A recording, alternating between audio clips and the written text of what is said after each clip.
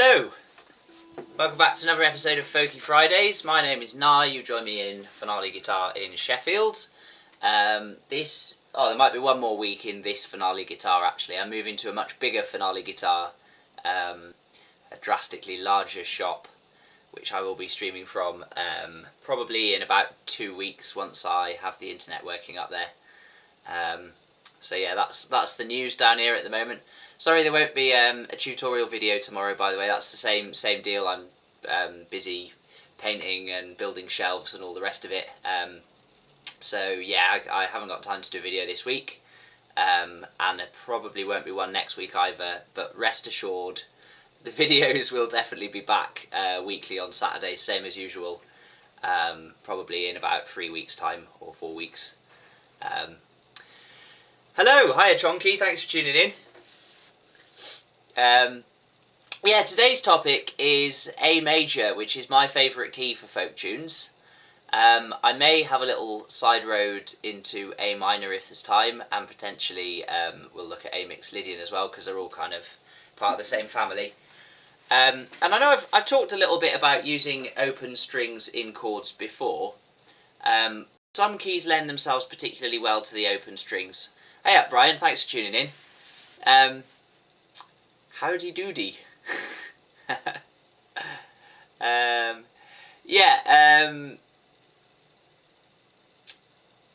With Dadgad is particularly popular because the open strings work well with whatever tune you're playing, so long as the tune is in D or D minor.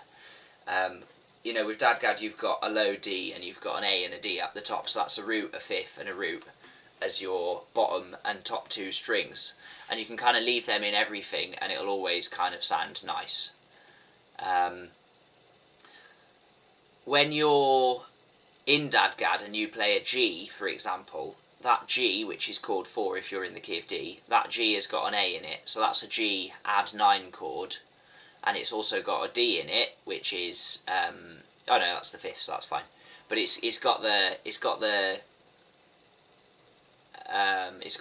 A in it, which is the ninth, and the ninth is a very nice interval. It's the most of the kind of colour tones, as jazzers call them. So the tones which aren't normally in a triad. You know, your triad is 1, 3, and 5. The ninth is one of the most stable notes other than those three that you can add to a chord. So if I take a G, I'll try and make the same chord in standard tuning.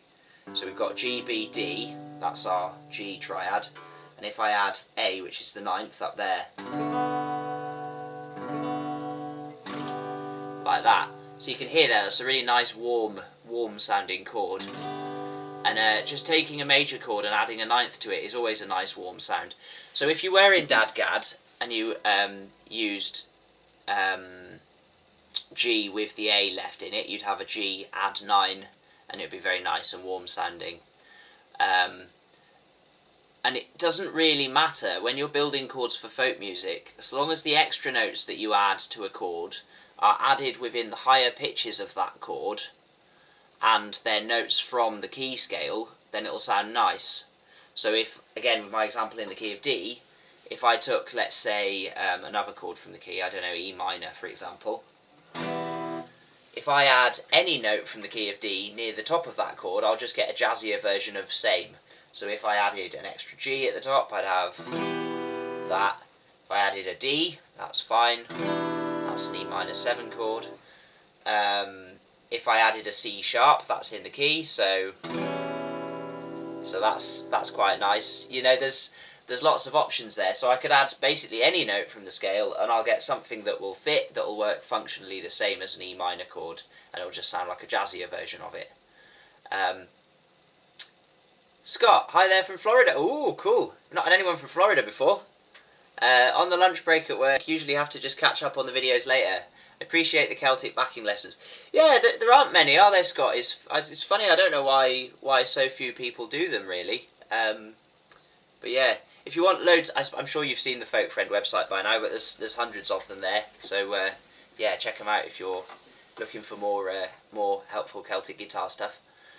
I'm sure you've seen my plugs for my various books as well, but they're there if you want a book about it. But anyway, but no, thank you very much for tuning in. It's cool to see we're exporting all the way to Florida. Amazing. Why am I telling you all this stuff about open strings anyway, and why am I talking about dadgad when we're not in dadgad? Well, the reason is that if you're in A major, it just so happens that the open strings of standard tuning work really well with A major. And generally, if you're in standard tuning, if you're thinking about jazzy chord voicings, you start having to think about, oh, I'm running out of fingers, you're playing your little game of Twister to try and get the notes that you want in. And I generally advocate standard tuning because it's easier to find those notes in relation to a root note than it is in tunings where there's different gaps between the strings, so tunings like dadgad, for example. But if you are playing in A major, it just so happens that the top two strings harmonise really nicely with it, and the bottom two strings harmonise really nicely with it, because you've got an A string, which is your root note, and you've got a bottom E, which is your fifth, you've got a top E, which is the fifth, and you've got the ninth, which is B, there. So if I made just an ordinary A chord and I left the top two strings in it, that would be a really easy chord to play, just two fingers. And I could leave those top two strings ringing and it would add the warmth there from the ninth, because that's what the B is. What I'm going to do instead though is I'm going to use this shape, and this is basically, if you make an A bar chord, bar chords are hard to play and people tend to try and avoid them if they can. And what you do is you just take that and lift the index finger up so that it's only pressing the fifth fret on the bottom string. And that way you've got A add 9, and you could also leave the open A string in it if you wanted, for more A.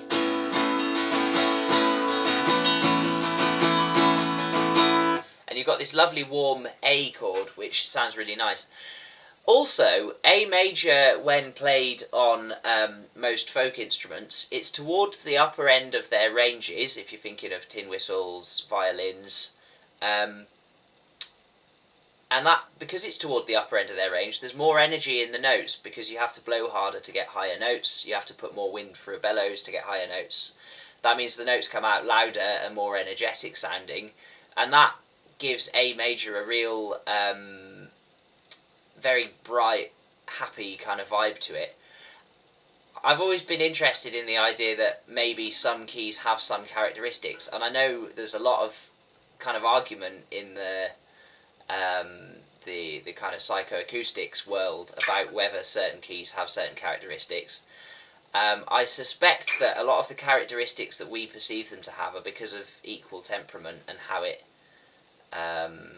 or because of the tuning systems that are not quite equal temperament that are used on instruments, and how they kind of colour the intervals within different keys. I suspect that has something to do with it. I'm not going to go into all that just now, but anyway, my opinion, with very little research or scientific backing, is that A major generally is a brighter, cheerier sounding major key than most of the others. But that could be a load of rubbish. Anyway, let's go back to the thing I can definitely show you, which is the thing about the open strings. So if you've got this A major bar chord, you can leave your top two strings in it and you get this lovely A major add 9, like that. If I turn my mode wheel round to... oh, it's already on A major, that's convenient. See, the mode wheel knows. Yeah, if we look at A major here then, here's the other chords that I can use in that key. So we've got A major, B minor, C sharp minor. That's our first three. And for those two chords, I'm going to keep my top two strings in them, and that'll provide a sort of level of consistency and a nice jangly, harmonious top end to them. And I'm going to just, at the bottom, I'm going to make a very simple minor 7 chord shape like this. So this is a B minor 7, this is my second chord. I've got my ring finger on the bottom string on the 7th fret. I've got the A string open, oh, sorry, it's my middle finger on the bottom string, 7th fret, A string open. I've got my ring finger on the 7th fret of the D string and my little finger on the 7th fret of the G string. And that gives you this, which is a really, really nice chord, I'm sure you'll agree. And then if I slide that up 2 frets, I've got C sharp minor, which is my 3rd chord. Now, of course, all those chords have got numbers in them. You know, that's like a, what's that? A B minor 11 if it's got an E in it, and that's a C sharp minor something or other. You know, but it doesn't matter what the numbers are in it. What matters is that the extra notes that are at the top of the chord, the B and the E, are definitely ones that are comfortable within the key of A.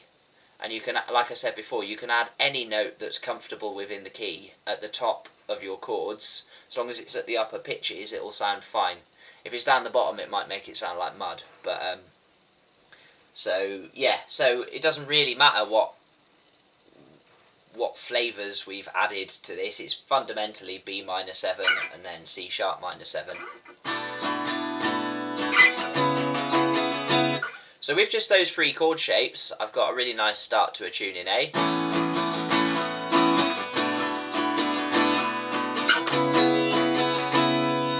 That kind of thing. Then I want chord 4 and chord 5. And for chord 4, I'll show you 2 options that I like to use a lot. One is just a little D major 7 triangle like this. Again, leaving the B and the E at the top, which makes it a D major 13. So it's middle finger on the 5th fret of the A string, index finger on the 4th fret of the D string, and ring finger on the 6th fret of the G string. And that sounds like that, which is, again, really, really nice. Very warm.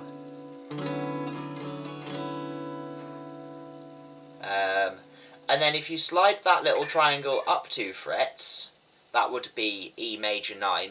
And because E is our chord 5, again, if I show you on the mode wheel, there's A major, here's chord 5, which is E, and it says there E bracket dominant 7. So E is not going to be a major 7 chord, it's going to be a dominant 7 chord, and that means that we take the 7th note, which is under the ring finger, and flatten it by a semitone, and that gives us E7.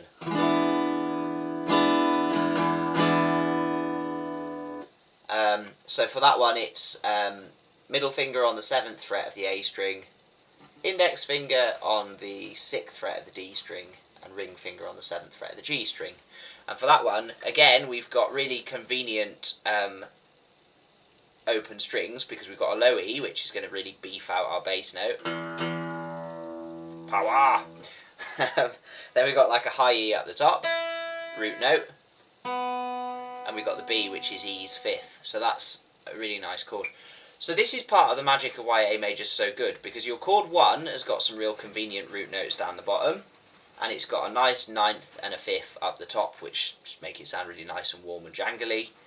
And your chord 5, which is your other main important chord, is really big and beefy with a low root note and a root and a 5th up the top.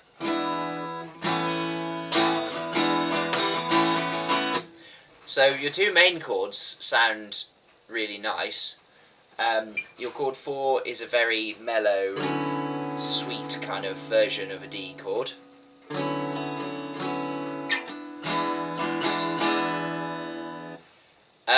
And the very last chord I want to show you is an F sharp minor with some numbers after it. F sharp minor. So for this one, this is a little triangle shape that you can move around anywhere on the guitar as well. If you want to make a minor 7 chord with the root note on the A string, you put your ring finger on, in this case it's the 9th fret of the A string, then your index finger on the 7th of the D string, and your little finger on the 7th of the G string. Miss off the bottom string for that one, and then play the other strings.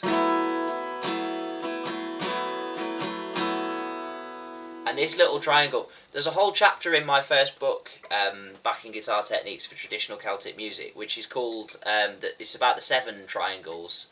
There's 3 types of 7 chord, tetrads, and there's these little triangle shapes, both with roots on the A string and the E string, and they're super versatile, really useful shapes. There's a whole chapter that explains what they're for and shows you how to play them. So if you want to find out more about those, then go and check it out. You can find it on folkfriend.co.uk/shop. I'll put it in the comments as well. There you go. Anyway, these triangles. So yeah, that's a minor 7 chord. And incidentally, up there it's F sharp minor 7. But if you moved it all the way down so that the ring finger is on B, then it's B minor 11 because it's got an E in it. So that could be used as your chord 2 as well. So let's go back to the start. We've got A major. I played it like a bar chord, but with the bar lifted so the top 2 strings are open. Then I go up to this shape with my 3 fingers in a line, nothing on the A string, just middle finger on the E string and then the other 2 on the D and G. That's B minor 7. Slide it up 2 frets, we got C sharp minor 7 with some numbers, we'll ignore the numbers. Then we've got a little major 7 triangle on D, so that's 5th fret on the D string, 5th fret on the A string, 4th fret on the D string, and 6th fret on the G string. Chord 5 is E7, 7, 6, 7. And then if we slide that triangle up 2 frets and move the index finger back 1, we get F sharp minor 7. Now that is all the chords that you really need for a tune in the key of A major. And what I'll do now is I'll play along with a tune in the key of A major, and I'll just show you what they sound like. So this is Jer the Rigger, which is a polka in A major. You can find this on the Folk Friend Play-Alongs pack, which there's 20 of these tunes with chord diagrams, a guide to all the music theory involved in how you pick the chords and why they work the way they do. Loads of useful stuff, 3 different versions of the chords. So yeah, the Play-Alongs plaque you can buy on, if you go on folkfriend.co.uk, go on the shop page, you'll find it on there. It's the Folk Friend site membership. But anyway, yeah, I'll play along with the medium speed version for this if I can find it.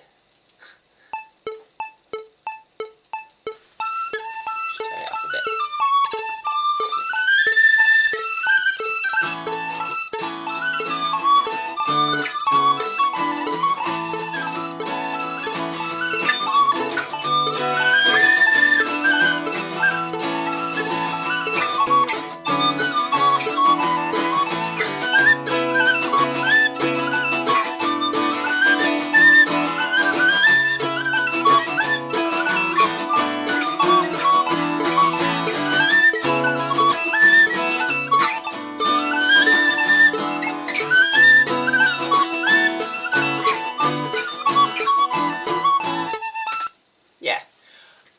Actually, I used one other shape there, which is this.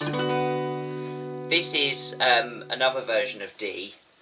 In this one, it's your middle finger on the 10th fret of the bottom string. Then you kind of mute the A string by just letting that finger sit on it.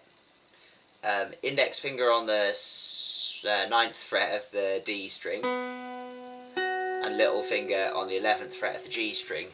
And this is another way that you can conveniently play chord 4. I like that one because it's very easy to move to C sharp minor from it.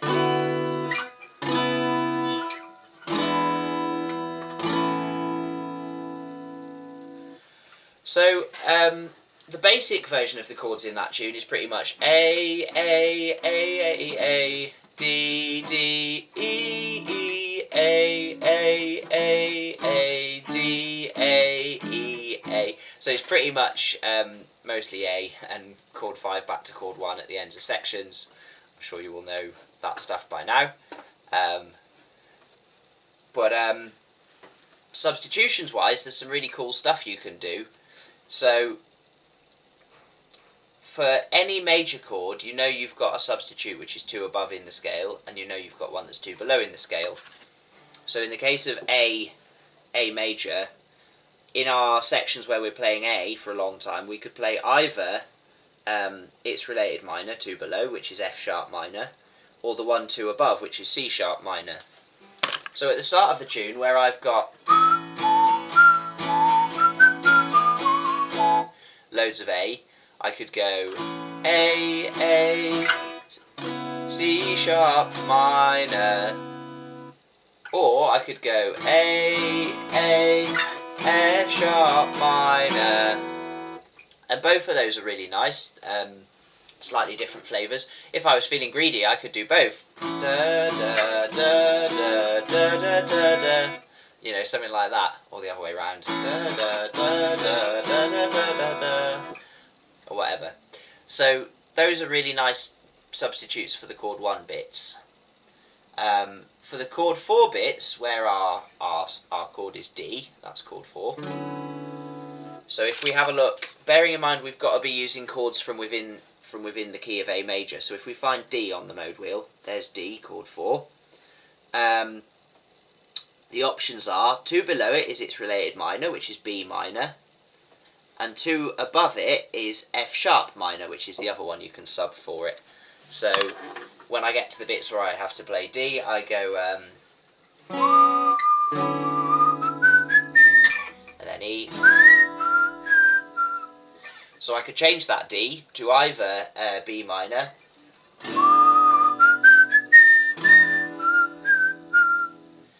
or I could change it to F sharp minor.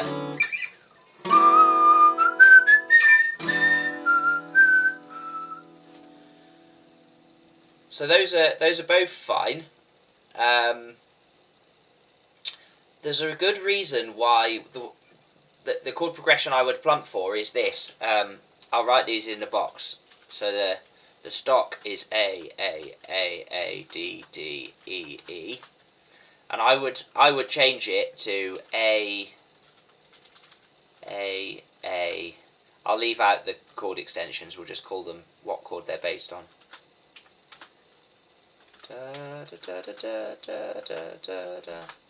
I would change it to A, then F sharp minor, then B minor, and then E. And the reason I do them in that order and pick those particular substitutions is because I'm going round the circle of fifths.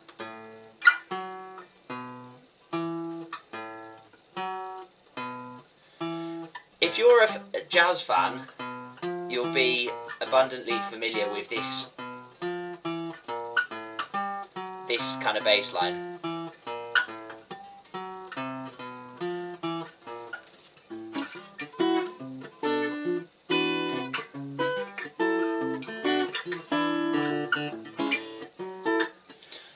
If you know I Got Rhythm, for example.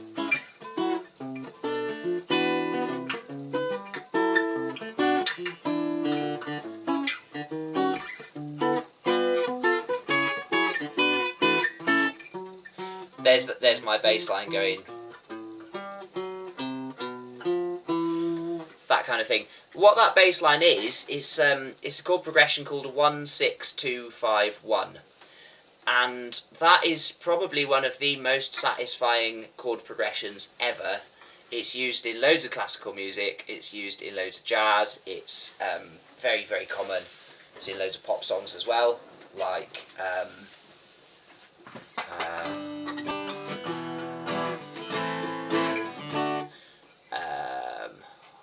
I can think of a good chanson française. It's La Mer. Da da da da da da da da da da. You know that one. Loads of other things. Anyway, my point is, it's a very catchy progression that people like, and the reason that it's a catchy progression is because it basically goes from chord 1 to chord 1's related minor. So it adds tension to chord 1 by playing a darker substitute for it, and then it gradually resolves it by going round the circle of fifths. And any chord progression which resolves down in fifths is satisfying to the ear. So if you look on a guitar, it's easy to see this taking place, because going down a fifth is always, if you're starting on the A string, it's always 2 frets down, 1 string down. That's down a fifth. And if you're starting on the bottom string and you go to the same fret on the A string, that's also down a fifth. Like that. So this A major goes to its related minor, makes a dark miserable substitute for the same chord. Then that resolves down a fifth to the B minor, which is down a fifth from F sharp. B minor resolves down a fifth to E, which is down a fifth from B minor, and then E resolves down a fifth, which is your 5-1 that marks the ends of the section. So that's a super satisfying chord progression. It'll work with pretty much all tunes in A major. Yeah, it always sounds good, pretty much. Obviously, listen to the melody first and foremost, but so I'll play the tune again, and I'll just play that chord progression under the whole thing, just so you can get a feel for what it would sound like if I didn't change it at all. Oh, turn it up a bit more as well, because I can't really hear it.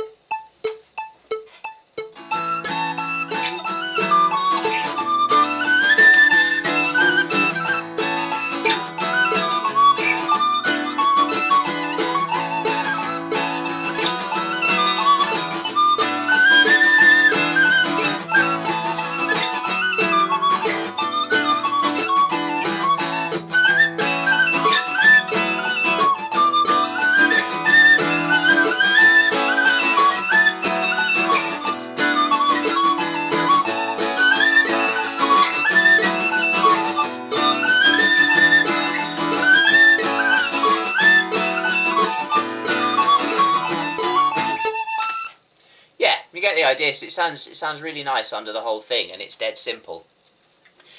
Let's have a little look at some ways you can make that chord progression more interesting.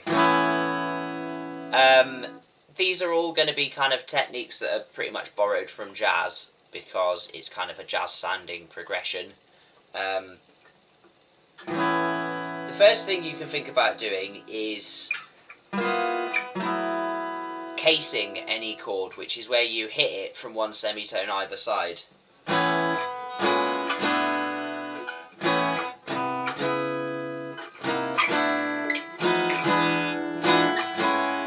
That kind of thing. So the bass line I played before is just that bass line is taking 1, 6, 2, 5 and approaching all of those from one semitone above. And I can do that with my chord progression by just sliding these shapes. So that's my F sharp minor sliding in from one fret above. My B minor can slide in from one fret above. And my E7 can do the same. So then I'd get something like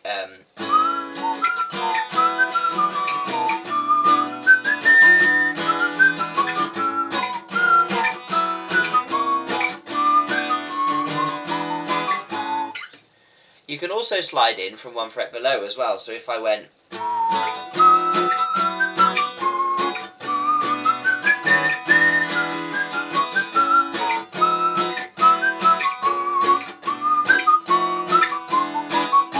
something like that, that's totally fine as well.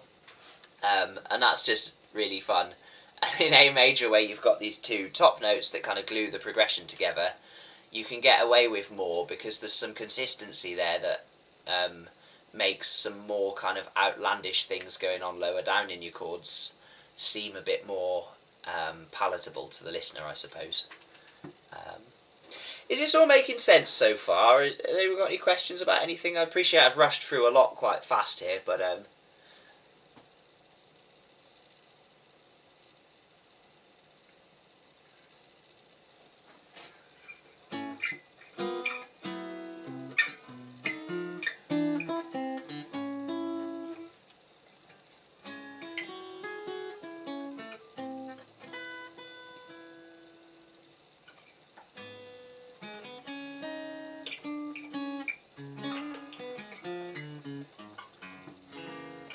Makes sense, very useful. Wicked, that's what we like to hear. Good. Right then, so yeah, that is your kind of starting point for this. And let's just talk about some more unusual substitutions that you can do. The first thing I'd like to show you is one thing that works really well, particularly with this tune, but works well with... You can do it. You can take this principle and apply it in other keys, and it'll work. But I think it works particularly well in A major, where you've got the two open strings at the top. Yeah,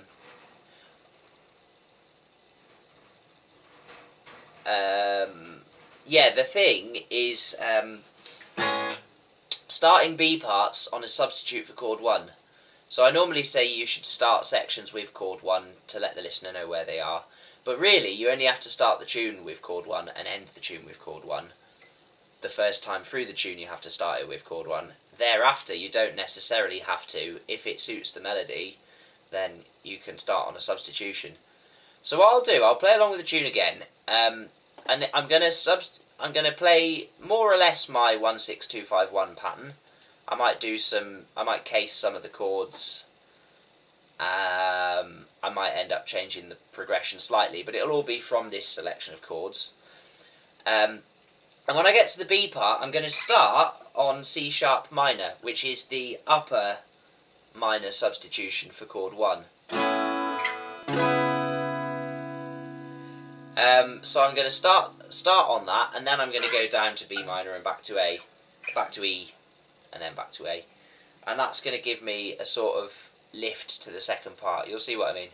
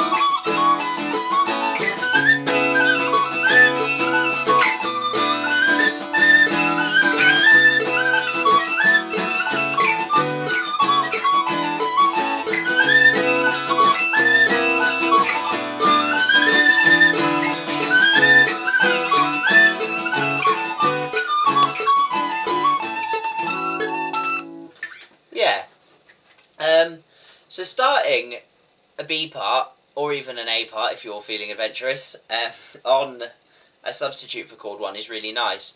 You could do it with the C sharp minor. That's what I particularly like to do in the key of A major.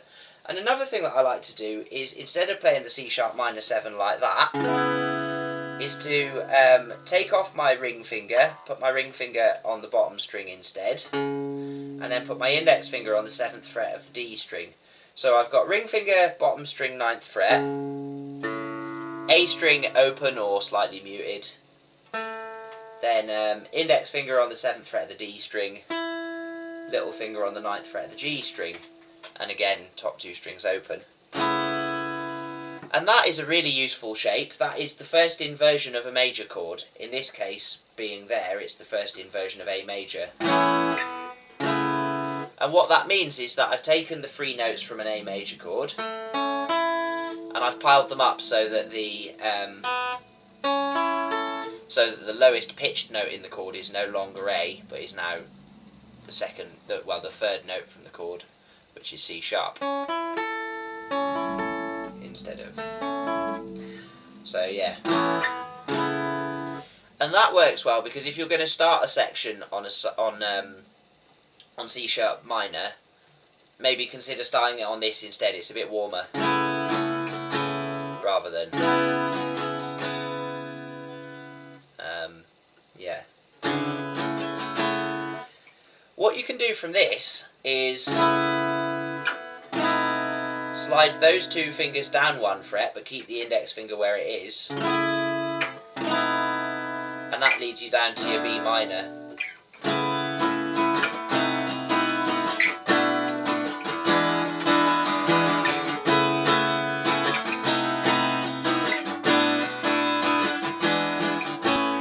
That's a really nice chord progression that really works well in the key of A. You can also do that whole thing. If you slid the whole progression down 2 frets, it works in the key of G as well.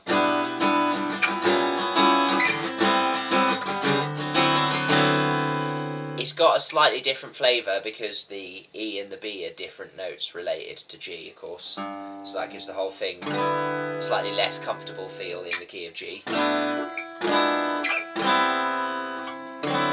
Sounds more melancholic in the key of G. In the key of A, it's much brighter.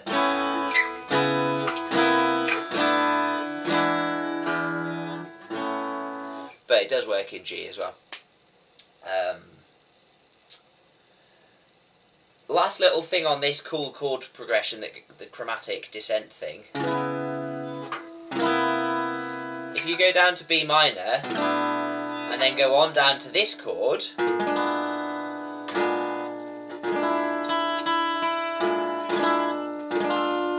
then you've stumbled onto a cool substitution from the jazz world, which is that if you're in a major key and you want chord 5, which is a dominant chord, in this case it's E7, if you take the 7 chord, which is 3 tones below that, there, then play that 7 chord, it'll be a substitute for chord 5. And in the case of A major, if I just make my simple little 7 triangle like this, with my ring finger on the 6th fret of the bottom string, my middle finger on the 6th fret of the bottom string, my ring finger on the 6th fret of the D string, and my little finger on the 7th fret of the G string, then you get this, which is a really cool kind of chromatic substitute for E7, chord 5. You can see if you look at it, look, it's got those 2 notes in the same place as E7 does. So I've just taken that and moved it down there. So altogether I can do this. And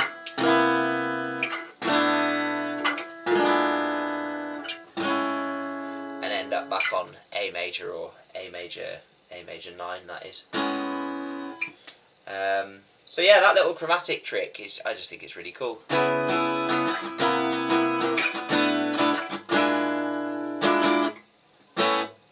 Something like that. Again, you can take the principle about using a semitone above your root note, playing a 7 chord there, and using that as a sub for chord 5. You can do that in any major key. So if you're in, let's say you're playing in D major,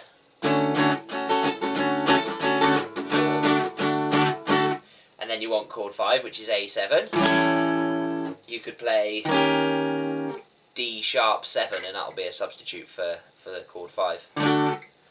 Likewise, if you're in, let's say, G,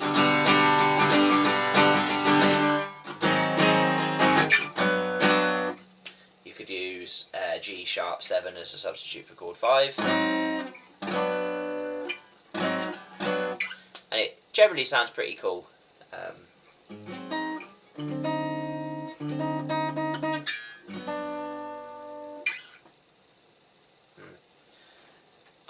Mel, I never know how to pronounce your name, but thanks for tuning in. Melvorgage, maybe. Who knows?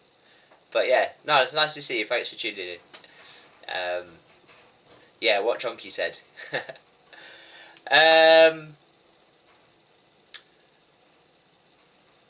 That's about it really for what I really wanted to say about A major. It's just a great key generally. I don't think I've got any other top tips.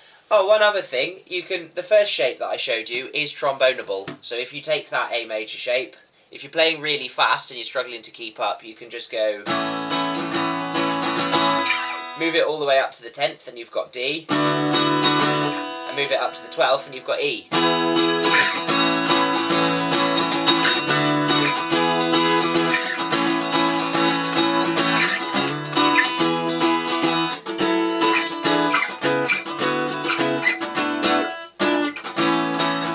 Whatever, you can...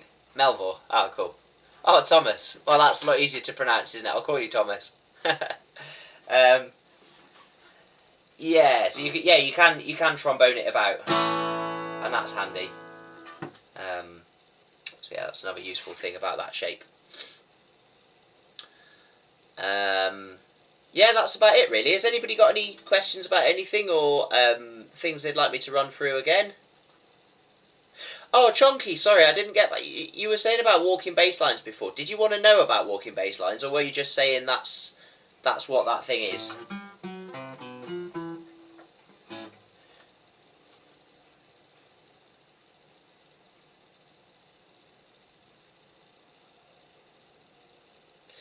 That just generally on the subject of walking bass lines.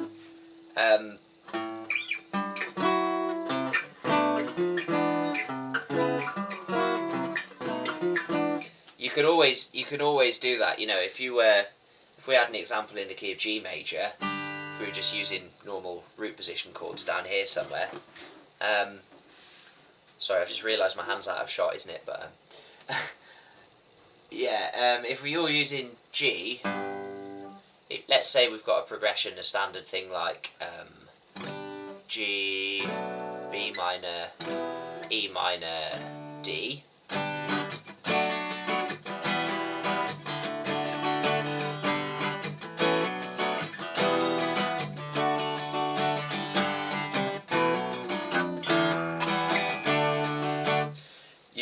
There's two types of walking bass lines that you can conveniently do. One of them is to do it the jazzy way and case your notes by a semitone. That sounds more natural if you're using jazzy chords, so if you're using like tetrads.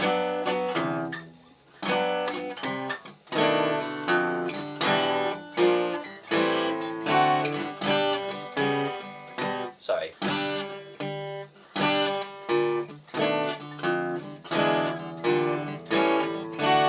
That kind of thing.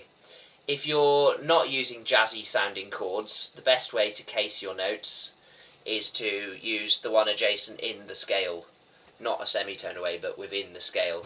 So if you were using like normal sort of just standard G, standard C, E minor, D, that kind of thing, then you'd do it using the next note from the scale. So you could do either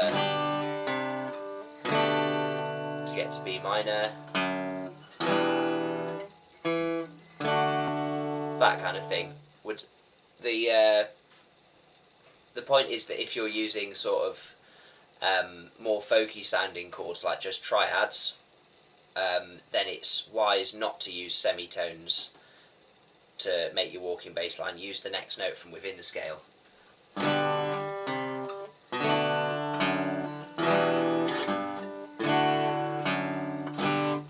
That kind of thing. But if you are using tetrads,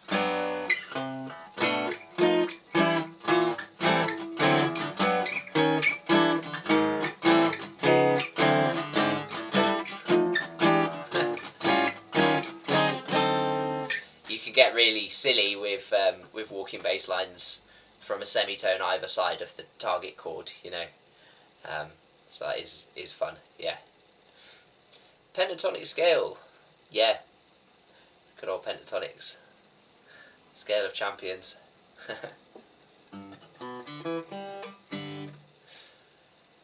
Yeah, so that's it really. I think we'll call it a day there if no one's got anything else they want to ask about or talk about. Or I'm going to go and get back to building a load of shelves in the new shop. Oh, nice one. Yeah, cheers, Brian. I'm glad you like them. They're really good.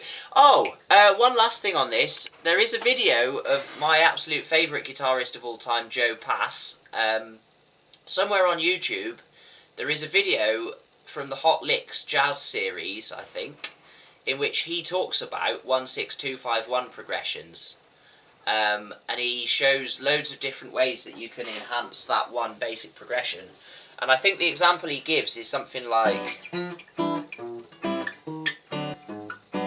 just a really simple 1-6-2-5-1, and then he starts doing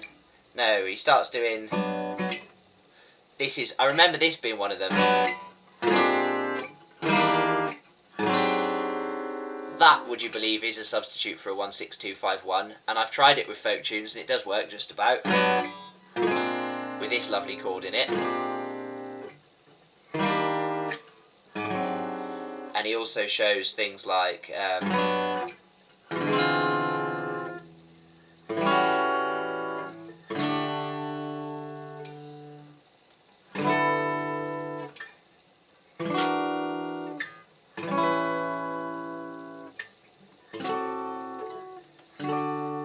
those kinds of things. So if you want like a ultimate 1-6-2-5-1 jazz masterclass, then definitely go and look for Joe Pass Hot Licks Jazz. If you search 1-6-2-5-1s, you'll probably find it. I think most of the tutorials he did for them are on YouTube somewhere, but that one's particularly interesting and easy to follow. Oh, Thomas, yes, I am interested in that, and I do speak French, so yeah, that would be great. Yeah, yeah, I'd love to read that, actually. My email address is info@finaleguitar.co.uk, so you could drop that over. That'd be really interesting. Thank you.